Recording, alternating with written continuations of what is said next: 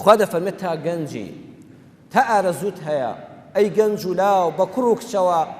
چاو و عەورەت لە حەرام بپارێزە دەستی خیانەتت بە دەستی ئافرەتێک نەکەوێ چەند سەربەرزن ئەو گەنجانەی کە دەچنە تەمەنی پیریەوە بە فەخرەوە دەیجێڕنەوە ئەڵێن لە ژیانمدا پەنجەی حەرامم بە پەنجەی ئافرەتێک نەکەوتووە ئەو گەنجانێک ئێستا مزگەوت ئەلحەمدوللا هەمووی گەنجە هەر ئێستا بڕیار بدە بڵێ خوایە تۆ لە قورئانەکەتا بە پێغەمبەری خوادا پەیامت بۆ من ناردووە قل للمؤمنين يغضوا من أبصارهم ويحفظوا فروجهم ذلك أزكى لهم سورة نور آيات سي أي خوش ويستم أي محمد بقنجان أمتك بڵێ ئەوانەی کەوا ئارەزووی جنسیان بەهێزە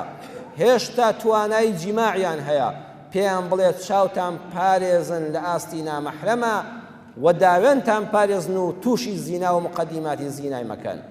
ئەوە بۆ ئێوە باشترە خوا دەفەرمێ ئەوە بۆ تۆ باشترە سەمعەیەکی پاک